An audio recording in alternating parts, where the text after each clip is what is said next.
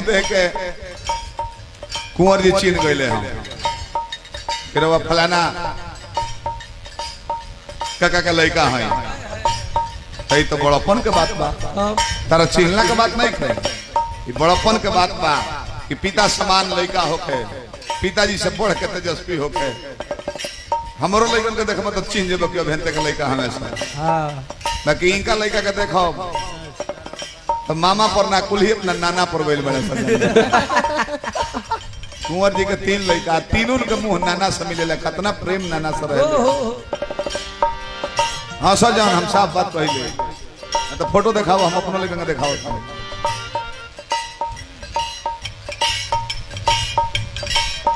दसो 20 काफी बा उपेंद्र राय जी अब तो कहते कि हम 10 टकिया ना ली ना ना 200 रुपया के हो दो तो श्रद्धा चुकल बा में पैसा के काउंटिंग मत करो श्रद्धा देखो कि तारा के देवे खातिर मन पर लोग के 200 रुपया दे वो 2 रुपया दे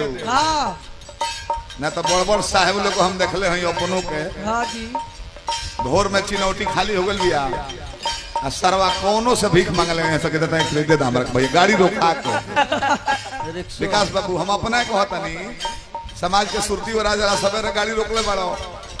वो हाफे पैंट पर घूमता सुरती बनाओ तो दी तो बुलाईदार बता दे दी ना तो कोई के खेली पड़ले बता रहा कहां से दे दी हम तो खुद मांग के ले होता नहीं जय भगवान वा को बनौले रहे अरे व्यवहार ऐसा ने बनो रहे सबसे बड़ा दुख बेटी के लागेला ऐसे केहुए में जितना लोग बैठल बा हमने के बहिन अगर घरे आवे शादीशुदा तो हमने के मेहरारू प्रशासनो बतियाई हमने खराब लाई कि बिना मतलब के बोलतिया आ तबो बाबू माई के कर फेवर करी लो बेटी के ना कि पतोह के हमने के कितना स्वार्थी बनी जा हमने के लड़की के दामाद गाड़ी पर बैठा के ले ताकि चलो वैष्णो देवी घूमे तो नीमा लगा था कि हमार दामाद हीरा हो हरे राम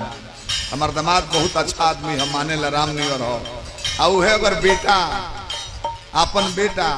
पतो के मोटरसाइकिल पर लेके जाता तो बाबू माई का कहत ससुरारी गोर ला कुछ खिया पिया देले बड़े से मेहरारियो के लग बराबर होता है बाप माई पर ध्यान नहीं हो जाला अच्छा हम गलती करी हम सांसारिक बात कही बेटी के दामाद घुमाओ तो निमन बा कि बेटा पतो के लेके बिना पूछले चल गई तो लगा तो ताबीज बनवावे की भाई गोर ला ससुरारी कुछ खिया पिया देले बड़े से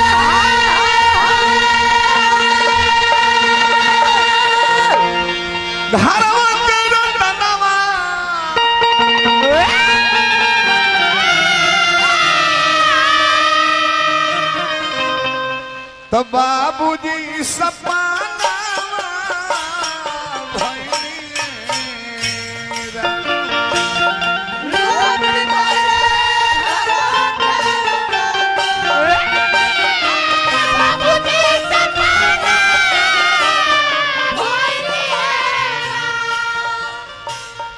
एक्सीडेंटल मौत के दुर्घटना कहे जाला लेकिन फोनो गई तो का पूछाई कि फला तारी खाली बन तो हाँ छोट नाती बानी हमरा का नाम बड़ा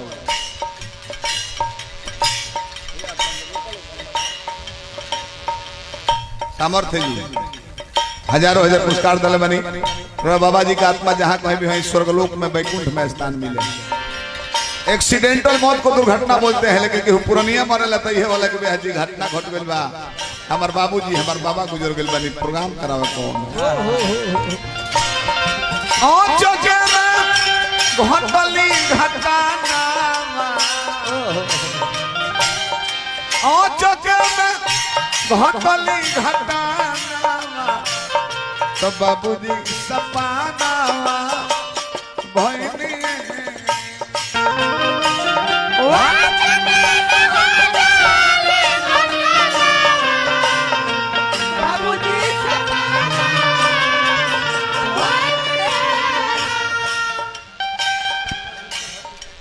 भतीजा बने हमारा स्वर्गीय जनार्दन चौधरी जी की हजारों हजार पुरस्कार हार्दिक प्रणाम लायक लय भरो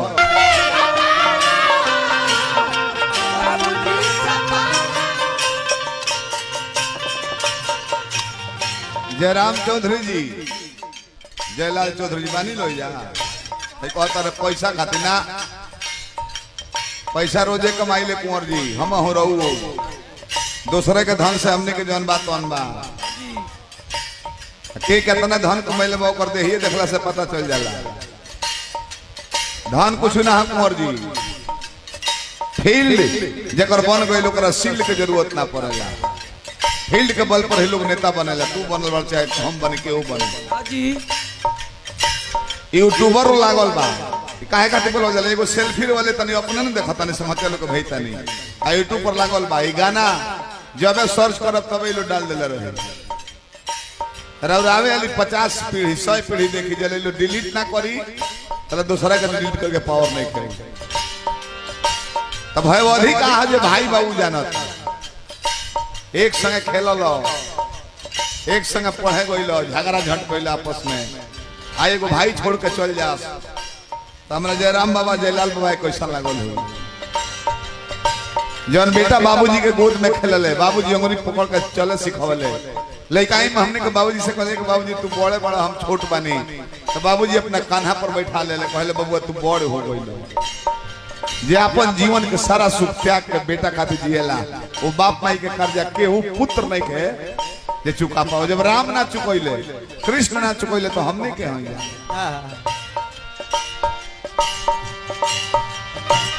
वाल्मीकि भैया रोले होई है पुकाया अपन फाड़ के कहा चली गोइनी बाबूजी हमनी के विसार।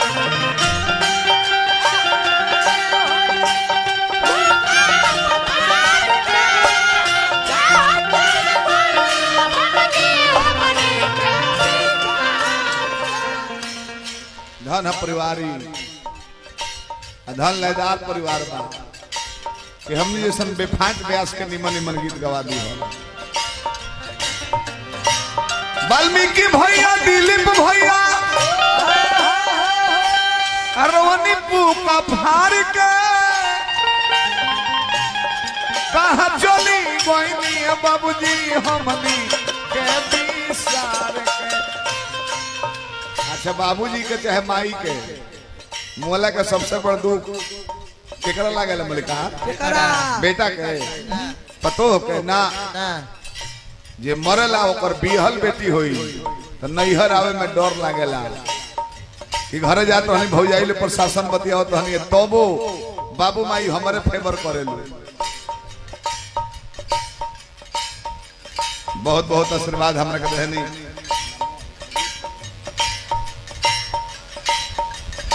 ₹1000 हमरा के दिले बनी।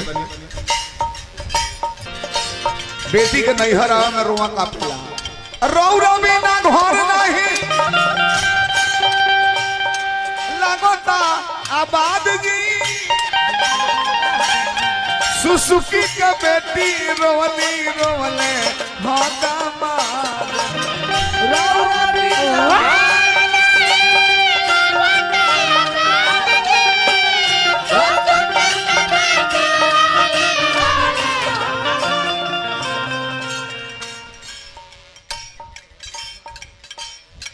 मोहन राय जी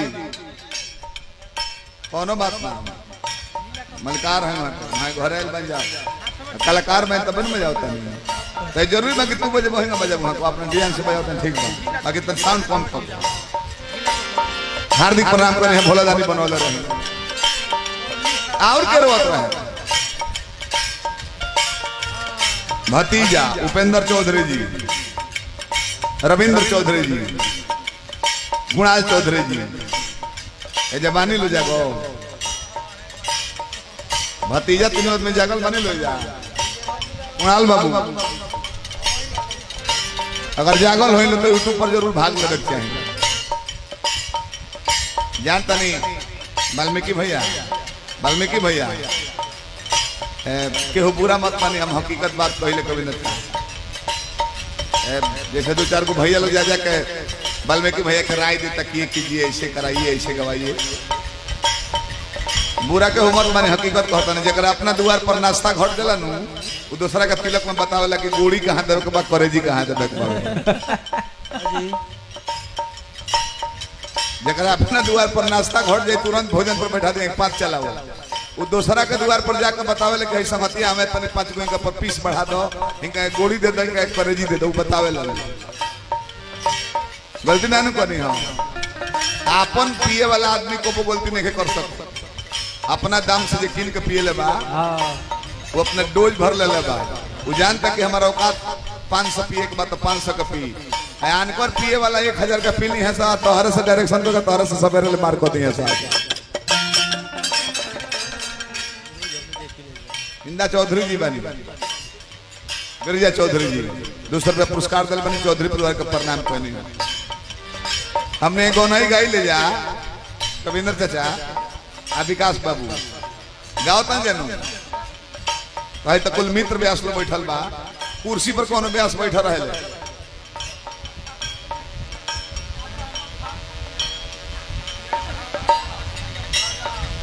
साढ़ू हजाम रहो यह नियम हो इलेक्ट्रिशियन जो मिस्त्री बा वो दूसरा के घर जाई तो बताई कि एंकर के स्विच लगाओ अब ओकरा घर जाइबो तो 4 गो नंगा तार लटकल बा प्लग सटावे को पड़ता है ओके और चलाकी बा दूसरा के मोजदारी बढ़िया बना दी अपन साफ बढ़ल रही इंद्रदासन नियर हाथ जगह बुझाई के जोम दूध ना ठीक बढ़ल बना दूसरा के बना के पैसा ले ला अपन कतनो बढ़ जाओ कुंवर सिंह नियर बढ़ावे के भाई नियम ब्यास में दूसरा के बाबूजी में जाके गावता श्राद्ध में अपना माई में केहू गवाओ तो बोला के गाओ तंजा खूब प्रशंसा करते जा ई जवना ब्यास के शिकायत करता रहे अजीत हलचल के जे मऊ कहता रहे उहे गो ब्यास अपना जिला में भइल लइका नया पो कि खेसारी से धइले जितना मेहनती कलाकार लोग अपना माई के पुण्यतिथि में बुलाता है लड़का तो शिकायत करता रहता नहीं अभियंता के लड़का के भी हमें लोग कोई कलाकार कमलबास के अभियंता के माई चाहे बाबू के पुण्यतिथि में तन केहू के नाम धरते केहू गइल बा सब नोचे के फेर में लागल बड़ा सब ब्यास खर्चा करे केहू जानता नहीं खबर के जीत ए बबुआ हमरा बियाह में 1.5 लाख रुपया लुटा देले जाके लइका के बियाह में द्वार पकावे जाइले फिर 31 के जाए के पुण्यतिथि में 80,000 रुपया 2 गाना पर मिल रहा धन्य भाई इनका लइका में चल जेबो 150 ना मिली 42 समहतिया लो ना देव तो अपना से 150 निकाल दे शिकायत मत करो आज वो लड़का नया है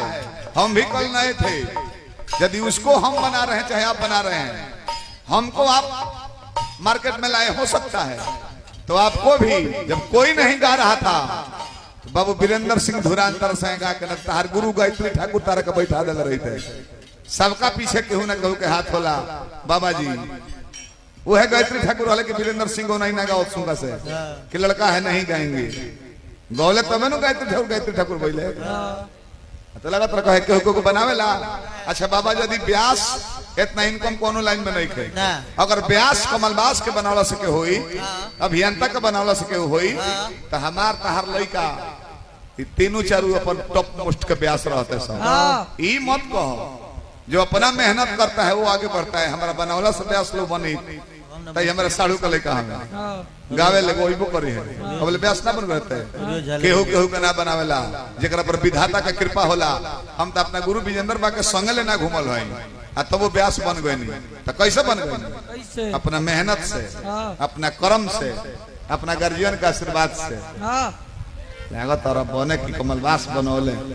नॉन मैट्रिक आदमी जब ग्रेजुएट आदमी से बात करता है तो बहुत शर्म लगती है बहुत सुंदर एक नॉन मैट्रिक आदमी 8वां फेल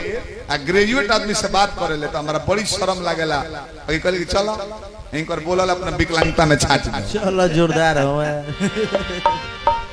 बताई नचनिया हमरा देह में ठेका तारी को मन से नीचे और तकिया तर बैठल बाड़ी गया था कि इनका कैंसर हो गइल बा आ इनकर मौसी मुड़ी सुघराव तारी बाबू कुछ दिन जी ले और